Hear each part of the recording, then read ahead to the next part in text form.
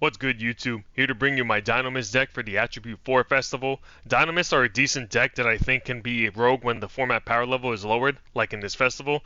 They're a pendulum deck that's simple to use. It can overwhelm opponents with their decent attack stat.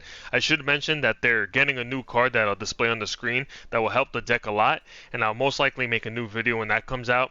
But for now, let's just get into this deck list. So first we got 3 Max C's and 3 Ash Blossoms, which is pretty standard. They're just the standard hand traps that you run in this festival.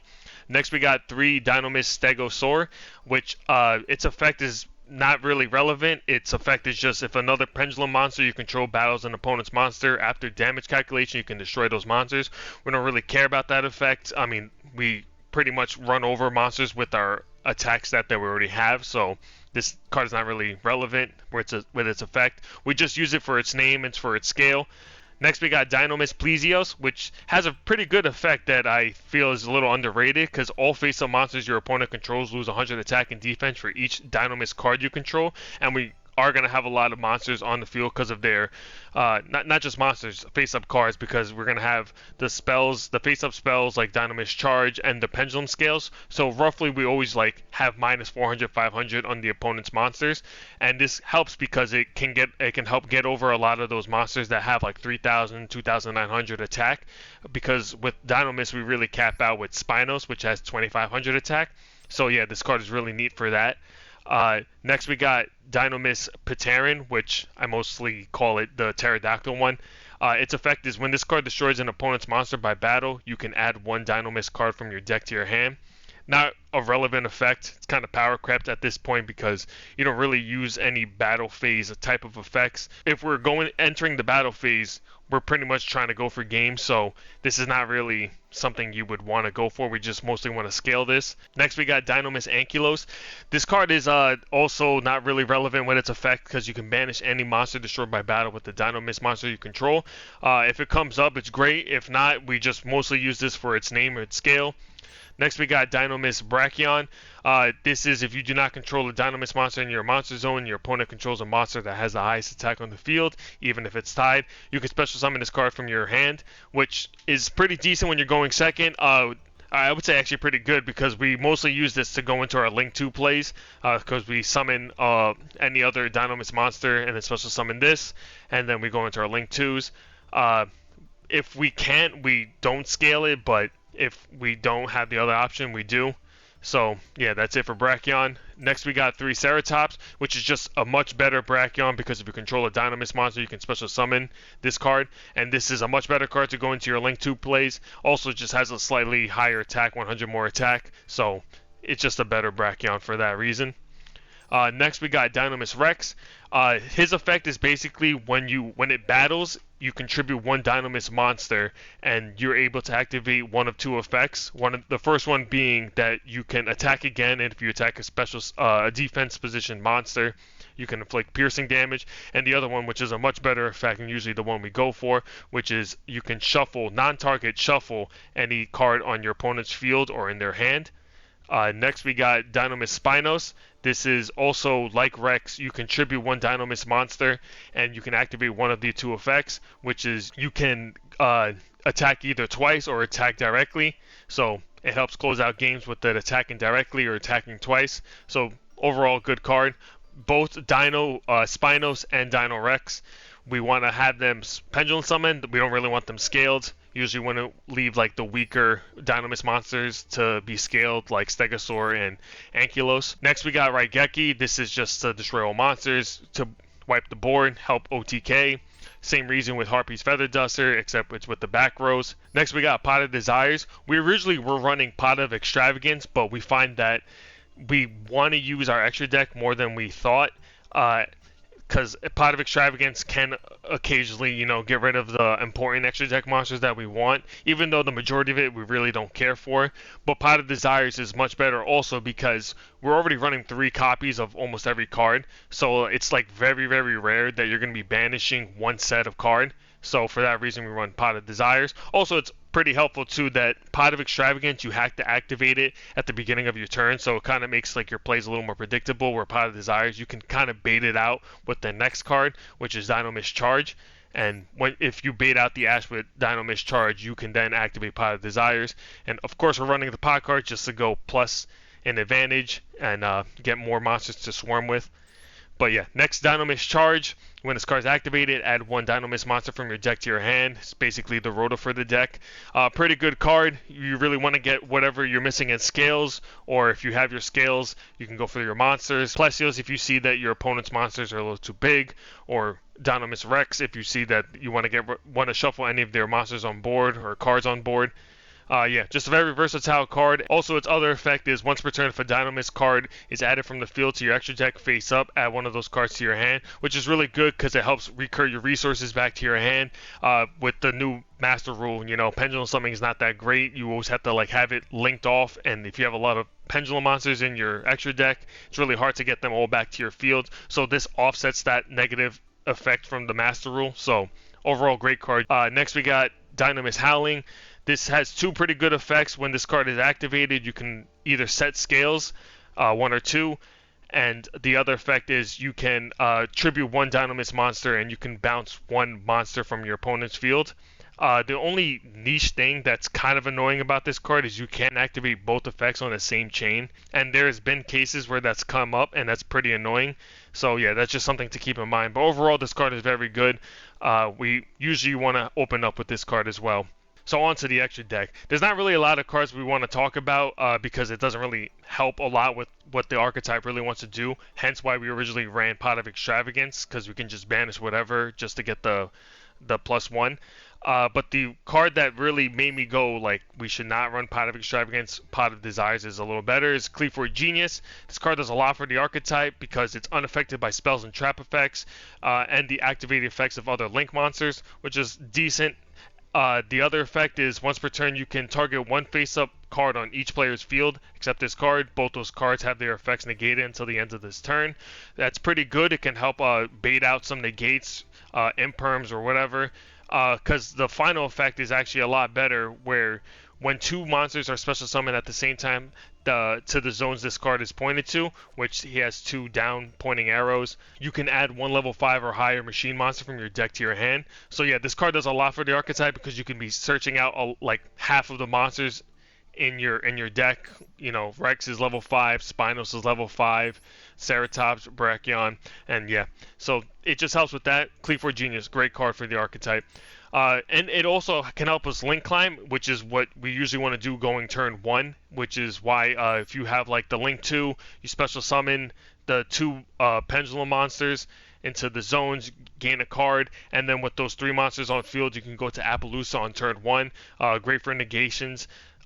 So yeah, that's pretty much the best combo. And the other card that's really worth mentioning that you might want to go into is Miss Starboy, because it just increases all water monsters on the field by 500 attack, so it can help get over monsters that have 3,000, 2,900 attack. If the scenario comes up. Also, it minuses the fire monsters by 400, so if you're going against Salamangreat or any other Fire Fist, I don't know, any other fire decks that you may have pop up. But yeah, that everything else is not really necessary, but I'll still go over the names. We have Yugioh. I really don't use this card at all. This just shuffles the monster you destroy by battle. Not that great. Shark Drake. This is a battle effect type of. It's just a battle effect. Doesn't really do much. Abyss Dweller. This is just to get rid of graveyard effects. Again, we don't really go into this that much. It is kind of nice though that it can benefit from the 500 attack because the materials are going to be water monsters. Next we got Castell to shuffle one face-up card. Next Baguska if we need to stall for any reason. Funny enough, we can make Stealth Kraken in this deck because it requires 2 level 4 monsters, which we have. A decent card, but again, we don't really go into this. Stealth Kraken spawn, which is with the Stealth Kraken. For our level 5s, you have Nash Knight, which can basically absorb one of your opponent's monsters on their turn. This is worst case scenario you might go into if you can't make a better turn 1 board. And then we got Nightmare Phoenix, just to pop back row. Blackluster Soldier. Really here, we don't ever. I have never gone into this yet, so it may come up maybe with the 3,000 attack, and you can banish one card on the field. That's pretty much it for the extra deck. So let's just move on to the replays. Alright, so for our first replay, we're going over the Vernalizer deck. So this is their deck list, and let's just get right into the replay. So yeah, we're going second in this game. I open up a pretty decent hand. Hopefully they have a lot of spell and trap cards. Deactivate their Pot of Desires. Here I see they're running the Vernalizer deck. It's probably called something else, but I don't know how to pronounce that. They're gonna combo off. I'm not too familiar with this deck, so it's just whatever they do, they do. I mean, someone else is really gonna have to tell me if this is like optimized how they're playing. But we just let this all resolve. We can't really do anything either way.